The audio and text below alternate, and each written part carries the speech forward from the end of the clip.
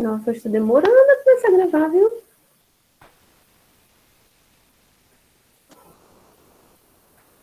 Vai, meu filho. Vai, carrocinha. Agora foi. Bom dia, gente. Nós estamos começando hoje a disciplina de Sociologia da Educação. Então, eu vou dividir a aula hoje em dois momentos. No primeiro, eu vou apresentar a disciplina, como que eu bolei, pensei, tá? É só a minha ideia. Vocês têm a possibilidade, se vocês tiverem ideia, se tem algum tema, alguma coisa que vocês querem que sejam abordado na disciplina, vocês têm liberdade de falar para a gente tentar encaixar, tá? E depois disso eu começo a exposição da matéria. Deixa eu começar aqui.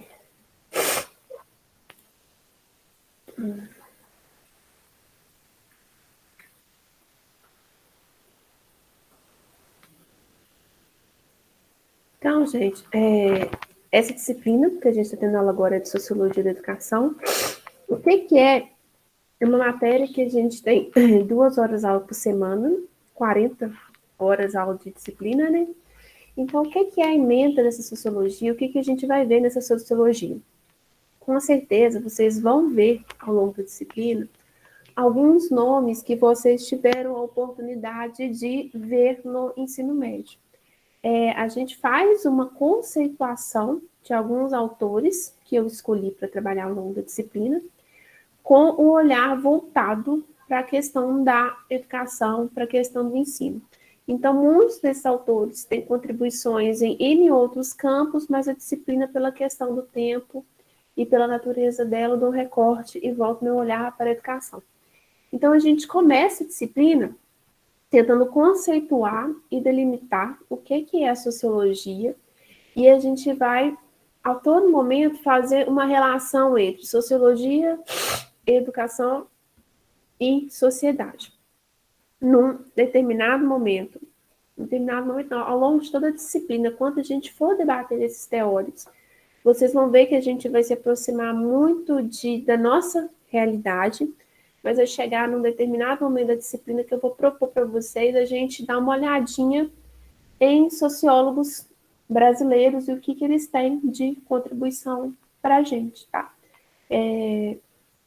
Na década de 30, no Brasil, a gente teve um movimento que chamou o Manifesto dos Pioneiros da Educação. E muitos dos signatários que assinaram esse manifesto são pessoas que têm contribuições na área da sociologia. Então, eu acho muito interessante que vocês conheçam também quem são esses pensadores no Brasil, para a gente não ficar vendo só o que vem lá de fora, ver que tem pessoas também que pensaram a realidade daqui, tá? Então, o que eu quero na disciplina de sociologia? Eu não quero de forma alguma que vocês decorem conceitos. Vocês sabem o que é mais-valia, o que é capital cultural, saia com isso decorado, o que é hábitos decorado.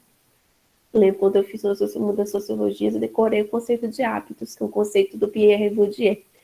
E ele fica na minha cabeça até hoje, com a minha professora de sociologia da educação, que ela era carioca, falando hábitos, modos de ser e agir internos e externos do indivíduo que exerce papel de construção social. Não quero isso de vocês, eu quero que vocês conseguirem pegar a essência de cada autor, conseguir ver a contribuição que cada um deles tem para a gente pensar a educação, eu acho que já está assim, de grande valia. Então, a gente começa hoje com a apresentação da disciplina e a gente discutindo um texto de introdução à sociologia. Depois a gente estuda a relação da sociologia com a educação e a gente começa, a partir daí, a cada semana a gente fala de um autor. A gente vai falar do Comte, que é considerado o pai da sociologia, o pai do positivismo, que é o movimento que puxa esse surgimento da sociologia. Depois do Comte, a gente vai falar do Marx, vamos falar de Durkheim, vamos falar do Weber, e vamos falar, a gente tem Althusser não em todo lugar que vocês veem falar de Althusser, mas é um autor que ele tem um livro, ele trabalha o conceito de ideologia, e esse conceito de ideologia, a questão dos aparelhos ideológicos do Estado, acho que esses conceitos do Althusser são muito interessantes para a gente pensar a atual conjuntura na qual a gente está vivendo e o papel, a participação da escola nesse contexto, tá? A gente vai, um dos últimos sociólogos que a gente vê é o Pierre Bourdieu, o Bourdieu é mais contemporâneo, o Bourdieu faleceu em, se eu não estou enganada, minha cabecinha não tá ruim, em 2002, tá? E o Bourdieu, ele tem uma série de estudos sobre a educação, ele tem livros escritos de educação, a reprodução. Nós vamos pegar essa parte dele que ele estuda a questão da educação. Nós não vamos pegar, por exemplo, os estudos de Bourdieu do gênero, que nem tem o livro Dominação Masculina e tal. Isso aí, infelizmente, não dá se tivesse uma disciplina de gênero, até daria, mas não, nós vamos pegar as contribuições de Bourdieu. Aí a gente chega na parte da sociologia da educação, que eu falei com vocês, que aí a gente vai ver os 4 grandes filósofos da educação, filósofos sociólogos da educação brasileira, que é o Florestan Fernandes, o Anísio Teixeira, Anísio Florestan. Gente, deu branco. Darcy, Anísio Teixeira, Florestan Fernandes, Darcy Ribeiro. Gente, tem mais um. E deu branco. Darcy, Florestan, Anísio. Não é o Pascoal Leme, não. Tem outro nome. Esqueci, gente. Perdão. Acho que o Teco hoje está falhando. A gente vê esses 4 grandes sociólogos, que eu não estou lembrando quem que é o outro. A gente faz a revisão de conteúdos e a última semana, lá em fevereiro, a gente pega para fazer prova final, tá? Vocês chegaram a ver o calendário acadêmico desse semestre? Desse mês eu não vi, não, Thaís. Do semestre, vocês viram? Deixa eu abrir aqui para vocês. Vou abrir para mostrar para vocês. Não. Peraí. É muita pasta, com muita confusão de coisa. Mesma hora eu acho. Aqui.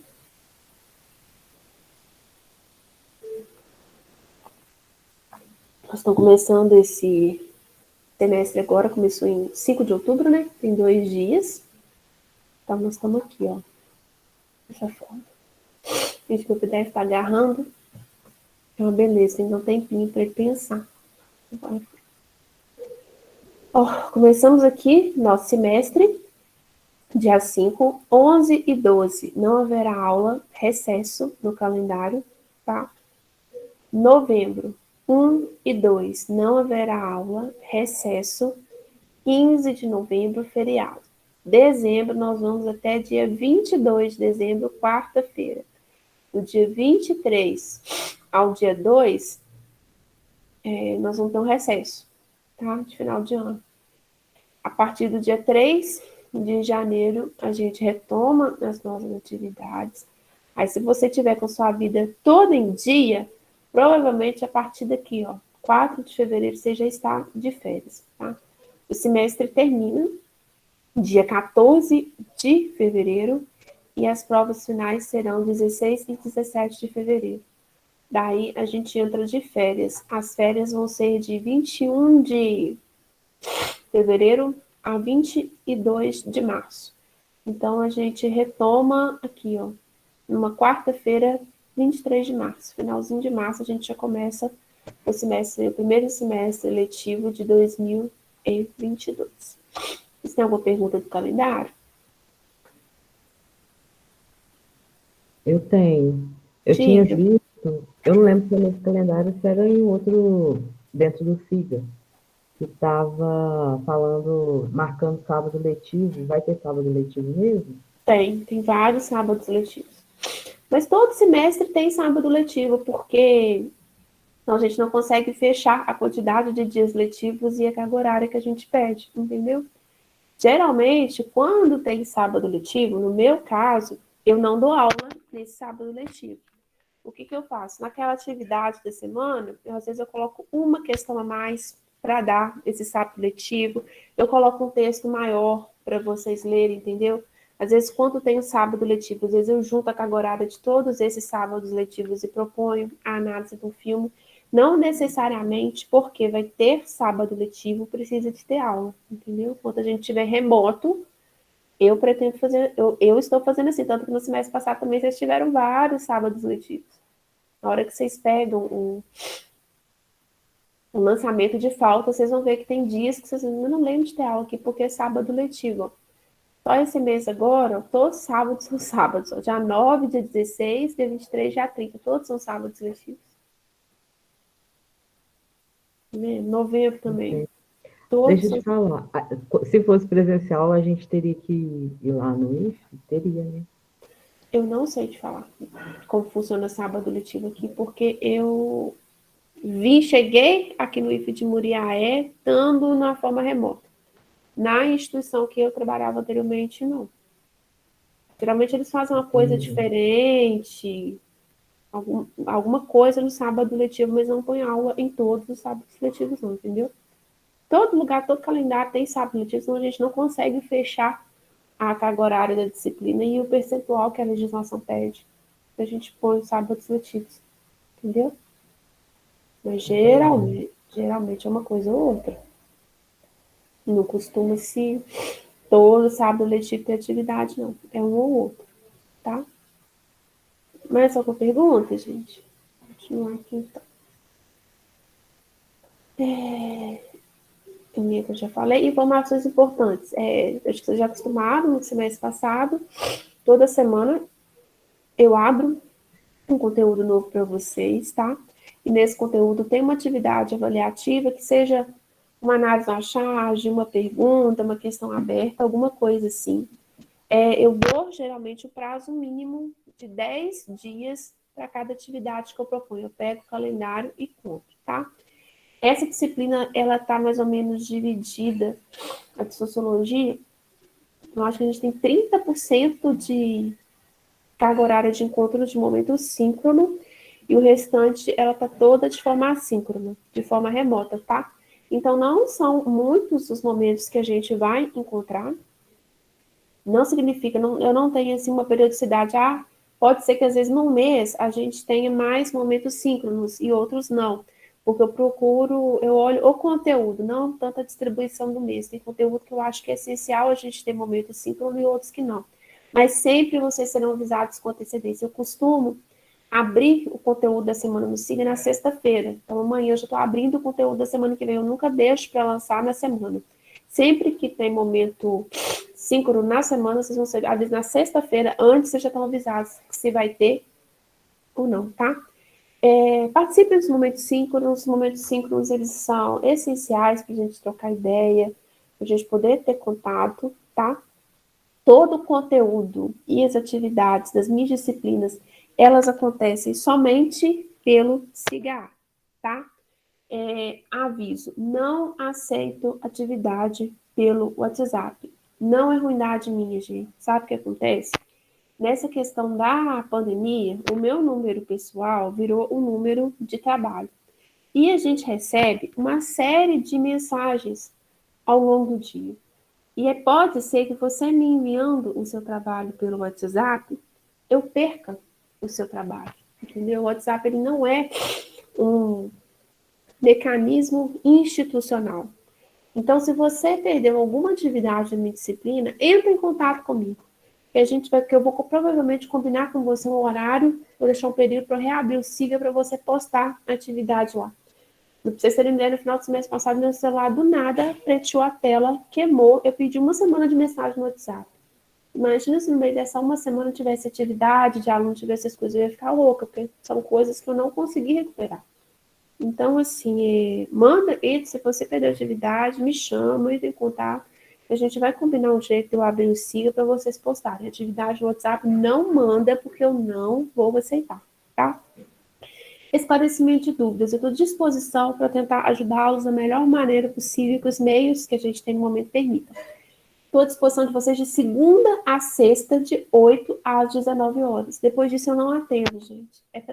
Não é ruindade. É pela minha sanidade mental. Eu preciso de dar uma descansada, eu preciso de desligar. Se eu não desligo, eu não rendo no outro dia, não fico bem. Eu preciso de me desligar no final de semana, porque essa forma de trabalhar remota, ela tem sido muito cruel, ser sincero com vocês.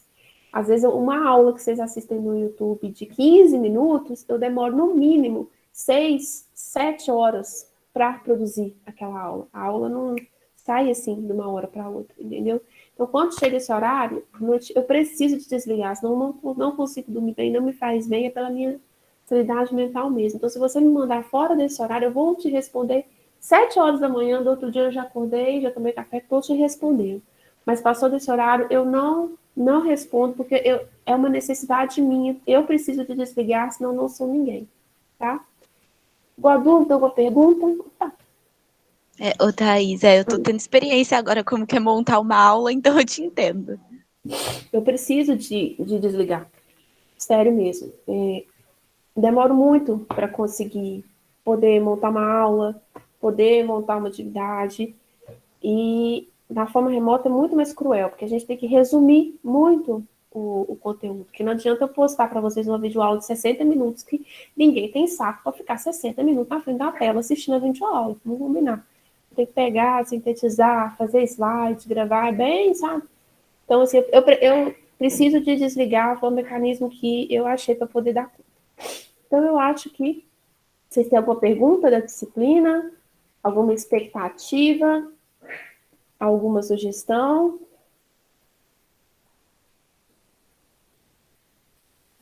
Não? Todo mundo caladinho?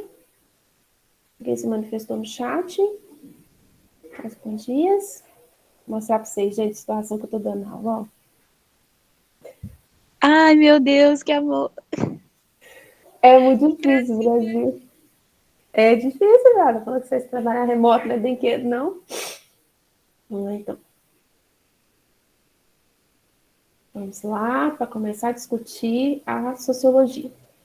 Então, gente, na aula de hoje eu quero conversar um pouquinho com vocês sobre o que é sociologia. Todos nós vivemos no planeta Terra, vivemos no nosso caso, vivemos em uma sociedade capitalista, e a gente vem observando que esse mundo no qual a gente vive é um mundo que é marcado a todo momento por uma divisão social. A gente sabe que, vamos pensar a realidade do nosso país. A gente não está todo mundo no mesmo barco, não estamos todos na mesma situação.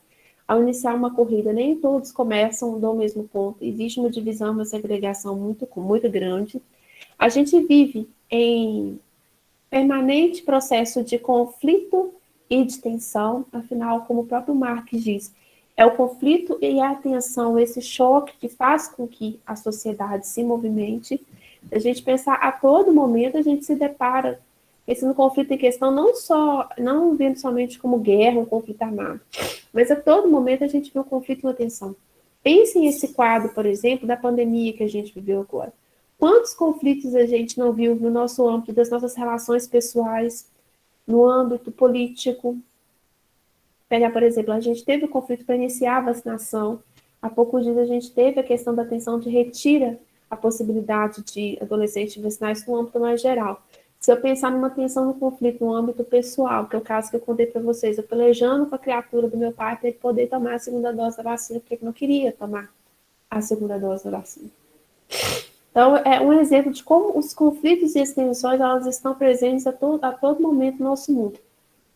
E o mundo, gente, é muito rápido. As coisas acontecem, tem hora, muito rapidamente, a coisa muda, e a gente, às vezes, nem dá por conta de que está mudando, de que está vivendo um processo de mudança.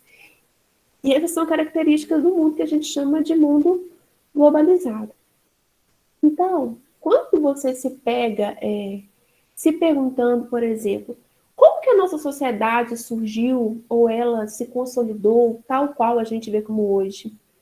Por que a minha vida hoje, vivendo em 2021, é diferente da vida da minha avó, que, vamos pôr, nasceu em 1930, exemplo da minha avó. A minha avó brinca muito com ela, que ela é uma linha do tempo, que ela viu toda a mudança. Era a pessoa que lavava roupa no rio, passava roupa com ferro de brasa, não tinha geladeira em casa, não tinha chuveiro elétrico em casa. Vocês já se imaginaram sem esses elementos no dia a dia de vocês? Coisas que a gente já tem, como se diz, naturalizadas no nosso dia a dia, já faz parte do nosso dia a dia, mas nem sempre foi assim. Vocês já pararam para pensar o quanto que o mundo não evoluiu? Às vezes, quando a gente pega essas postagens mesmo de sites, quando a gente vê a diferença, por exemplo, de um computador, de um telefone celular, como que eles foram mudando ao longo dos tempos? Há 10 anos atrás, sei lá, 2011, quando que eu ia imaginar que o meu celular seria quase que o meu... Eu usaria mais o celular do que o computador, pelo tanto de recurso que o celular tem. Uma mudança, por exemplo, que foi instituída há pouco tempo, que não existia, era o Pix bancário. Hoje em dia, tudo que você faz é o Pix, você já chega na loja, o pessoal já tem lá o QR Code, você bota a câmera do celular, vai e paga. São muitas as mudanças. E a gente também se questiona como que vai ser o nosso futuro? O que vai acontecer daqui a 10 anos? E a gente pode ver isso por uma série de perspectivas. Se a gente pensar, por exemplo, na questão ambiental, quantas perguntas que não vêm à nossa cabeça? A gente não sabe o que vai acontecer, por exemplo, com a gente até o final do ano. A gente sabe que tem anunciado uma crise hídrica, mas qual é que vai ser o impacto dessa crise hídrica? Nós vamos ter... Vocês não vão lembrar do quando teve... Alguém que lembra nos anos 2000, quando teve o apagão? Eu lembro. Você lembra? Eu lembro de meu pai, é uma criatura tão ruim, que ele conseguiu um jeito de botar um timer no chuveiro. Então a gente podia tomar banho quente só 3 minutos. Passava de 3 minutos, se você tinha que lavar o cabelo, o chuveiro desarmava e vindo nada. Ficar ducha de água gelada na cabeça, tinha vontade de morrer. A gente teve todo o processo para aprender a ter que economizar. Até esses selos que a gente vê hoje muito em eletrodomésticos, vocês já repararam que costuma acontecer, os que gastam mais vêm com selo de eficiência energética? A, B, Já vi. isso era uma coisa que não se dava muito valor, não se ligava muito para isso, e essa crise energética deixou de herança a gente ver a relação do consumo com as coisas. Como que vai ser para a gente daqui para frente? Qual que é o impacto dessa falta de água? A gente está vendo o meio ambiente gritando. Aí foi semana passada que teve o negócio da apoio da chuva, a tempestade de areia. Ah, eu vi Acho isso. que foi. Foi, não foi? Então, como é que vai ser o nosso futuro? Então, se alguma vez na sua vida você já se viu fazendo uma questão, se colocando, pensando a respeito da sociedade, você pode se pensar como um sociólogo aprendiz. Nós, seres humanos, nós temos o costume de entender o mundo em função do que é familiar para a gente. A gente tende a pensar que a forma como a gente vive aqui é comum e é familiar em todos os outros lugares. Só que a coisa não é assim. A gente sabe que é diferente. Por exemplo, tem pessoas, por exemplo, que vêm de outros países, se chegam numa praia no Brasil, assustam. Tem aquele estranhamento pelo estilo dos biquínis, dos trajes de banho que se usa no Brasil.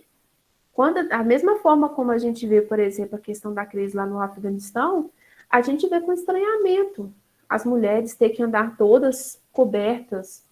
Se a gente pensar, por exemplo, que a gente vive num país, imagina se chegassem hoje e falassem, as mulheres não podem mais ir para a escola, as mulheres não têm direito de estudar, as mulheres não têm direito de trabalhar. É algo que para a gente é natural. Todo mundo vai para a escola, a mulher vai para a escola, mas nem todos os países do mundo a mulher tem o mesmo direito que tem aqui no Brasil de poder trabalhar, de poder usar a roupa que ela bem quer. Pense, por exemplo, tenta fazer um comparativo bem a grosso modo do Brasil com o Afeganistão. Então, nós tendemos a olhar e avaliar as coisas pelo aquilo que nos é familiar. O sociólogo, ele procura ter uma visão mais ampla.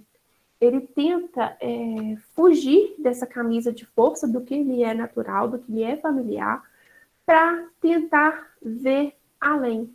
Ele começa a questionar, por que eu ajo assim e não faço de outro jeito?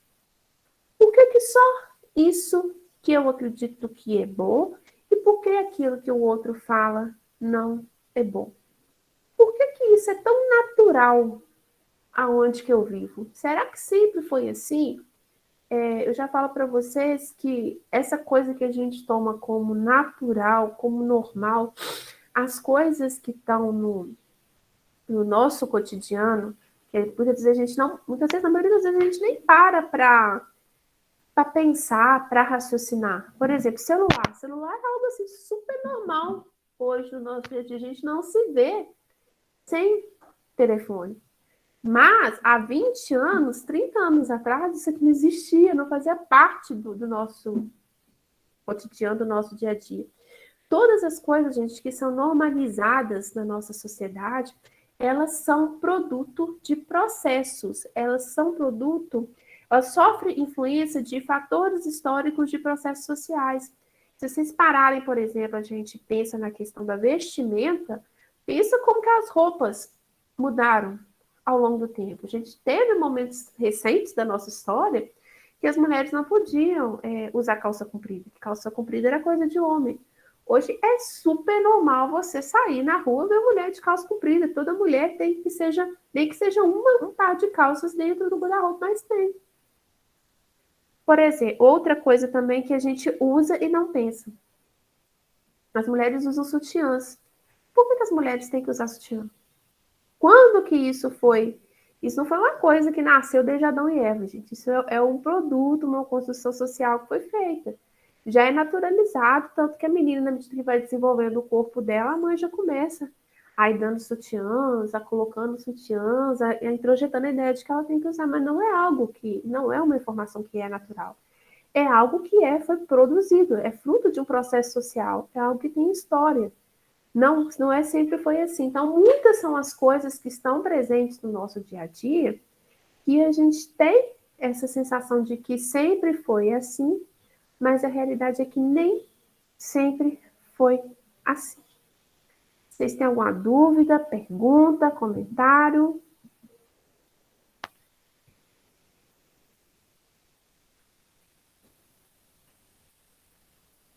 Não? Tranquilo? Tá tranquilo, Thaís. É a questão dessa figura aqui. Um vê o 6 e o outro vê o 9. Quem está errado? Nenhum dos dois. Tudo é questão da perspectiva e do ponto de vista. Então, o sociólogo, ele é um sujeito que ele consegue, de certa maneira, se libertar das circunstâncias pessoais para tentar olhar o contexto, tentar entender de uma maneira mais ampla. Então, a sociologia, ela é a disciplina que vai se dedicar ao estudo científico da vida humana, à compreensão da realidade de grupos sociais, de sociedades inteiras e do mundo humano. É o estudo do comportamento, do entendimento do homem igual o ser, como um ser social. E isso é uma característica que é muito cara à sociologia. Porque a sociologia, ela é uma ciência de que é um homem estudando o homem. O objeto e o pesquisador pertencem à mesma categoria. Então, nós vamos ver mais para frente a disciplina, por muito tempo, se questionou se a sociologia seria, de fato, uma ciência, porque ela não teria, ela é um pouco diferente, por exemplo, de uma ciência exata, de uma ciência da física, da matemática, da química. Ela tem, é difícil o ser humano deixar de ser ser humano, o ser humano não vai deixar de ser ser humano para poder entender outros seres humanos. Então, essa é uma peculiaridade da sociologia. Aí trouxe para vocês também, por exemplo, a questão dos pontos de vista. Alguém sabe me dizer quem são? Eu sei que uma parece Iemanjá. E a outra? É Maria. Isso. As duas são a representação. Uma é a representação católica e a outra é a representação do candomblé. A essência é muito parecida. Então, são divindades, a essência é muito parecida, deixa eu trocar minha fala. São como se fossem divindades que são Marginalizada não, gente, tá falando pra lá. De diferentes contextos, um da igreja católica e outro do candomblé. Tem o que é certo? Tem o que é errado? Não, não tem. Mas a gente vê muito mais a predominância desse quadro aqui do que desse aqui. Então, gente, eu lembro quando eu trabalhava numa escola uns tempo atrás aí, eu lembro que eles gostavam de fazer missa. Missa de Páscoa, missa de não sei o quê. E aquilo era uma coisa que me incomodava muito. Ah, mas vamos fazer porque a gente precisa de tal. Aí teve um dia quando eu aguentei e falei, beleza, vocês vão fazer a missa, mas se quiserem fazer aqui um ritual de candomblé dentro da escola, vocês vão autorizar? Não! De forma... Vocês não estão querendo fazer da igreja católica? Escola é espaço laico, gente. Não tem que ter religião dentro da escola, não. Se você abre espaço para um, você tem que abrir um espaço para o outro. Você não pode negar a possibilidade do outro, não. Não é só porque a minha religião é católica que eu vou desmerecer o candomblé, que eu vou desmerecer o espiritismo, que eu vou desmerecer os protestantes de forma alguma. Cada um tem a sua peculiaridade, cada um tem o seu ponto de vista. A gente tem que aprender a conviver com a diferença, não querer instituir um quadro hegemônico, colocar como se só um que fosse a verdade. Tranquilinho?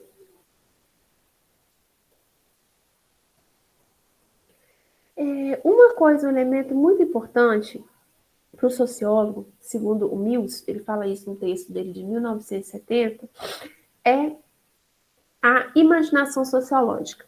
Imaginação sociológica é como se fosse o caminho que o sociólogo vai percorrer para tentar se afastar daquilo que é familiar, para ele ter o sentimento de estranhamento, para sair da zona de conforto dele e procurar ir além. Aí, nesse texto que eu coloquei de leitura para vocês, traz o exemplo de uma xícara de café. O que é que vocês conseguem ver aí? Façam um exercício. Eu vejo uma árvore. Vê o quê? Desculpa, não consegui entender. Eu vejo uma árvore na xícara de café. Árvore nativa, quem mais? Gente, usa imaginação aí.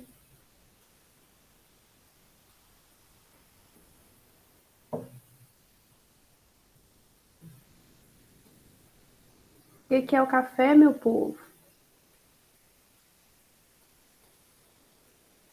Mas ninguém quer se aventurar? O café, segundo o texto, é muito mais que uma bebida. Se a gente pensar, o café, ele tem um valor simbólico. No Brasil, na sociedade que a gente vive, o café, ele faz parte das nossas relações cotidianas. O que é o costume da população brasileira? Acorda e toma o quê? Café de todo dia. Você está trabalhando no meio do serviço, para você dar uma espairecida. O que você toma? Dá-lhe café. Quando você está cansado, você está estudando muito, você está cansado, precisando acordar, o que você toma? Muito café, Thaís. Muito. Se você chega na casa do mineiro, É na o cafezinho. o que o mineiro fala com você? Com queijo. Logo, isso aqui é um cafezinho. Vamos Pode tomar estar café? o calor que for. Tem um café quente. Vamos tomar E café? recusa o café para ver também. Recusa o café para ver. Às vezes você encontra com a pessoa na rua, tem muito tempo que você não vê. Ô, fulano, que saudade. Vamos marcar de fazer o quê? Vamos tomar um café? A pessoa podia tomar um suco, podia tomar um vinho. Não. Vamos tomar um café? Então, às vezes, o ritual de tomar o café, ele é muito mais significativo e importante do que você pegar e consumir um café. Pensa quantas vezes você já não parou para conversar. A pessoa, às vezes você nem toma um café, mas a pessoa, às vezes você está no meio do serviço, você está vamos tomar um café, você pega, para o café, toma um café com as outras pessoas, conversa, se socializa. Então, se você pegar o horário, por exemplo, de empresas, de divisão do trabalho, tem um período que é o seu momento de fazer o quê? Tomar café. Você tem 10 minutos para você tomar o café. Então, o café é muito mais do que um grão, do que uma bebida. Para muita gente, a primeira coisa que faz no dia é tomar café. Tem gente que não vive sem tomar café, não é nada, é movida a café. O café é um meio de socialização. Pensa no caso dos mineiros, você chega e fala, vamos tomar café, fulano. Então, quando a gente pega o café sobre essa perspectiva, a gente consegue também pensar sobre a importância do comer, o que se come, o que se serve com esse café, por que se bebe café. Então, o café, ele proporciona interações sociais. Então, nesse momento em que as pessoas estão tomando café, interagindo e conversando, é assim, um prato cheio para um sociólogo fazer um estudo sobre o que as pessoas conversam na hora do café, o que se fala, de forma que falam. O café possui cafeína, que é um estimulante. A cafeína, de certa forma, é uma droga. Existem países que não aceitam a cafeína. Nós estamos num país que aceita o consumo da cafeína, assim como o álcool é uma droga, mas é uma droga que é aceita aqui no Brasil. Então, quando a gente pega essa perspectiva de como a cafeína é encarada em um lugar e em outro, também é um campo de análise para o sociólogo. Quando a gente pega para tomar uma xícara de café, a gente está também diante de um conjunto de relações sociais e econômicas. Aqui, por exemplo, Muriaé é uma região, Muriaé, Manhuaçu, Minas Gerais é uma região que produz muito café. Mas a gente sabe que o café, ele passa, depois que é colhido, por todo um processamento. A gente sabe que o café top 5 a gente não consome ele no nosso dia a dia. O café top 5, ele vai para quê? É tipo exportação, vai para fora. Então, se você pensar também na perspectiva de quem são os grandes países produtores de café, Brasil, Colômbia, países africanos, são países que são países pobres ou países subdesenvolvidos. A gente não vê Estados Unidos, Rússia produzindo café. Todo café que eles consomem é exportado. E a gente vê que o grão nobre top 5 vai para fora e o não fica aqui. Então a gente produz a loucura da coisa. A gente produz uma matéria-prima de qualidade, a qualidade, aquilo que é de maior qualidade, não fica aqui, vai para fora. Então isso te convida a pensar numa perspectiva sociológica sobre as relações globais. O café também, ele está ligado ao desenvolvimento social e econômico. O café no Brasil, ele foi motor do nosso desenvolvimento econômico no final do Império, no início da República. Até que a gente tem a crise de 1930, tem aquela parada que o Vargas bota fogo nos pés de café. E o café, ele não era tão consumido assim, tão largamente. Ele passa a ser consumido dessa forma a partir do século XIX. Ele começa a ser naturalizado e incorporado na dieta. E com isso, essas transações, as plantações de café, começam a ter impacto no desenvolvimento do comércio local. Quando a gente pega também o consumo do café, a gente pode debater a questão da globalização, do comércio, direitos humanos e meio ambiente. Tem pessoas que optam por qual tipo de café que querem consumir. Tem gente que nem eu, vai no supermercado, pega o que está na promoção. Mas a gente já vê hoje que existem selos de café que é orgânico, o café que é produzido por pequenos produtores. Então, até mesmo o tipo de café que você escolhe para você consumir é uma possibilidade de análise da sociologia. Vocês já tinham pensado tanto assim no café, gente? As possibilidades de análise dele?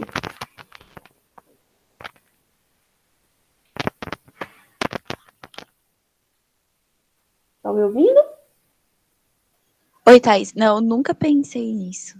Isso são com várias coisas que a gente, que é o convite da sociologia, da gente tentar ver aquilo que a gente tem naturalizado. Então, trouxe esse pedaço aqui do livro. Eu quero que vocês tentem ir respondendo isso aí, cada um de vocês, internamente, tá? Alguma dessas características se aplica a você? Você é jovem? Você é branco? Você já tem alguma formação profissional? Você precisa de trabalhar para poder complementar a renda da sua casa?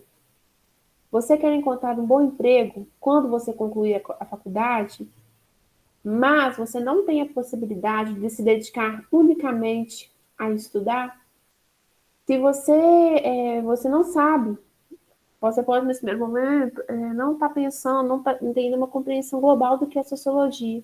Mas a sociologia, ela se preocupa com isso. Para vocês terem ideia, segundo alguns estudos sociológicos, mais de 3/4 das pessoas vão responder sim a essas questões. Os estudantes universitários, eles não são típicos da população como um todo, mas eles tendem a ter origens sociais mais privilegiadas.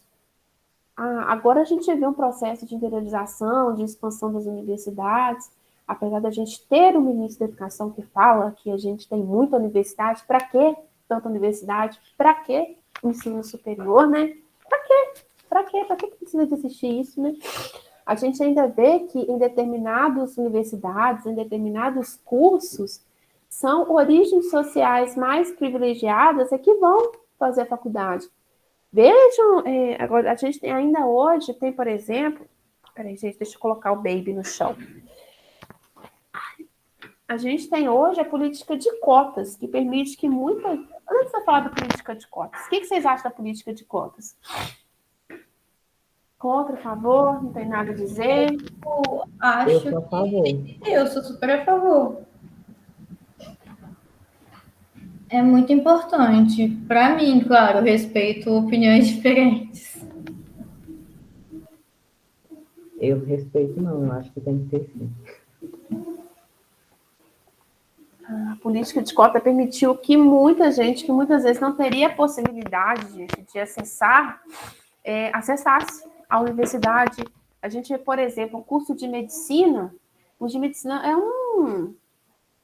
era um antro. Existe todo um mercado para que se tenha cursinho, pré-med, você tem que se dedicar, não sei o que, para medicina.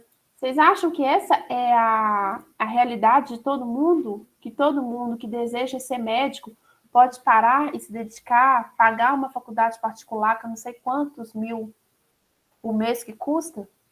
Era tipo assim, Não. eram uns casos assim, muito raros de pessoas que conseguiriam driblar esse sistema. Eram cursos das pessoas mais privilegiadas. Então, se nesse caso aí você viu que poucas características se aplicam a você, talvez você tenha vindo de um grupo de minoria, de uma situação de pobreza, talvez você seja de uma meia-idade. Então, quando a gente vê, por exemplo, essas políticas de criação de Instituto Federal, vocês são novinhos, vocês não pegaram, mas quando eu entrei na universidade, teve um projeto, uma política pública, que chamou o Projeto Reúne, que foi um projeto que expandiu muitas universidades. Tanto que hoje, por exemplo, vocês veem que a Federal de Viçosa, vou pegar um exemplo, ela tem campo em Viçosa, Rio Paranaíba e Florestal. Tem 3 campos. O FOP tem o FOP Campus de João Molevade, isso não existia antes. Viçosa era só Viçosa, Ouro Preto era só Ouro Preto, não tinha essa questão dos campos separados. Quando teve esse projeto do Reúne, a gente teve a interiorização. A gente tinha universidade em pouquíssimas cidades. Cursos, então, eram poucos. Essa política ela veio para aumentar o número de vagas e aumentar a rede que atendia. Se vocês pensarem há 10 anos atrás não tinha o IFE aqui em Muriaé. Veja hoje, assim, somos uma instituição de 10 anos, mas quantos cursos a gente já não conseguiu ofertar nesses 10 anos? O ensino médio, quantos alunos a gente não conseguiu ofertar o ensino médico público gratuito e de qualidade? Entendeu? Existiram já políticas públicas para tentar mudar a realidade e hoje me dói muito ouvir uma criatura falar que não se precisa de ensino superior, que você não precisa estudar. Sabe por que eles falam isso? E quando mais a pessoa se instrui, mais a pessoa ela abre o leque, ela abre a visão dela, ela se torna um sujeito perigoso. É um sujeito mais difícil, de certa forma, de se conter, de você dominar. quanto mais conhecimento vocês vão tendo, vocês vão vendo as coisas com perspectivas diferentes. É mais difícil de você colocar as tapadeiras de burro numa pessoa que já abriu a visão. Então, determinados tipos de governo não têm a intenção de te abrir a visão, de te propiciar isso. Por quê? Para quê? Quer que a pessoa seja mão de obra para a indústria, só aquilo, não quer que a pessoa tenha um pensamento crítico, que pense diferente, que veja além, tá? Então, muito do que se tem na educação é o reflexo do que se quer para a população. E a educação, ela pode ser uma arma de libertação e ela ser perigosa, dependendo para que tipo de projeto que se quer. A dúvida, pergunta, comentário?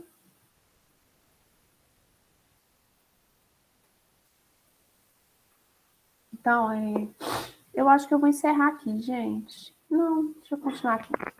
Então, a gente é influenciado pelo contexto social que a gente vive dentro dele, mas esse contexto, como nós somos seres únicos e individuais, esse contexto pode afetar as pessoas de forma diferente, porque cada um de nós cria sua individualidade, que é construída pelas vivências e pelas experiências, e nossas atividades é o modo que a gente age no mundo que vai transformando o mundo, criando esse mundo social.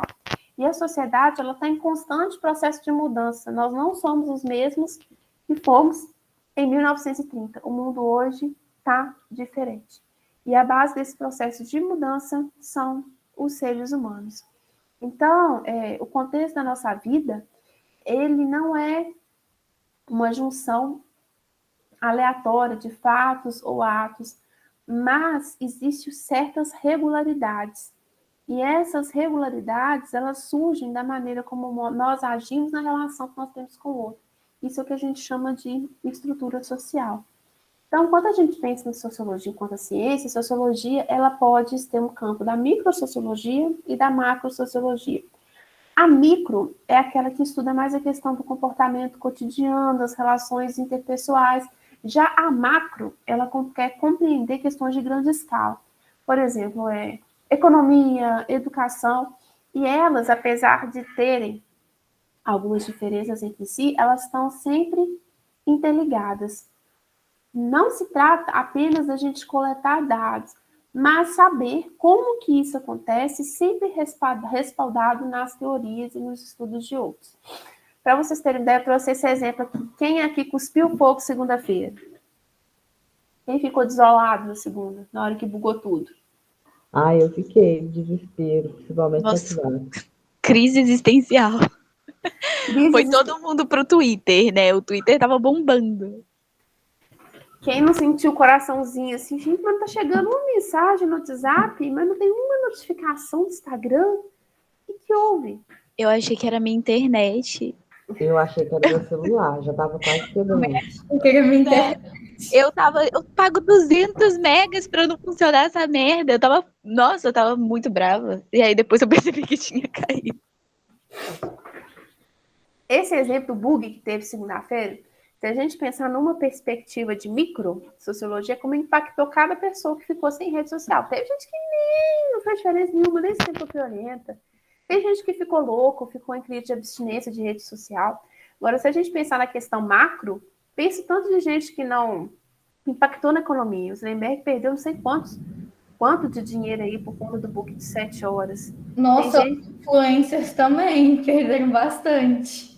Perderam bastante. Tem pequenos comércios que, por conta da pandemia, começaram a atender por WhatsApp. Ficaram, parou tudo, não movimentava, sem ter o WhatsApp.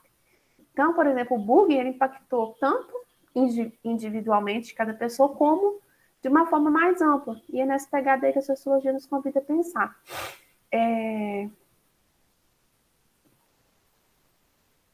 Vou pular isso aqui. Mais para frente eu volto por conta da hora, tá? Então, a gente vai vendo que a sociologia, ela nasce com o Comte. O Comte e o Durkheim, a gente vai ver no decorrer, mais o Durkheim, ele é de uma perspectiva que a gente chama de funcionalismo. O que é o funcionalismo? É uma corrente da sociologia que vê que a sociedade ela é complexa, mas ela é formada de diferentes partes, como se fosse, vamos trazer a analogia para a biologia aqui, como se fosse o corpo humano. O nosso tudo é muito complexo, a gente tem diferentes partes, mas se o coração parar, buga um monte de coisa, não é assim? Uma parte ajuda a manter o todo, é como se fosse uma lógica assim, do funcionalismo. O conflito, falou conflito, chama Marx. O Marx fala que existe uma estrutura e que essa estrutura tem uma divisão social dentro dela e a gente tem um constante conflito nessa diferença de classes. É esse conflito, essa luta de classes que vai movendo a sociedade. Já o interacionismo simbólico é uma vertente da sociologia que até é visto mesmo o pessoal da linguística costuma de ver, que permite que estuda a questão da linguagem, dos símbolos, da interação entre os indivíduos, na linguística chama até de sociolinguística, tá? Então, para fechar a aula, por que a gente precisa de estudar sociologia?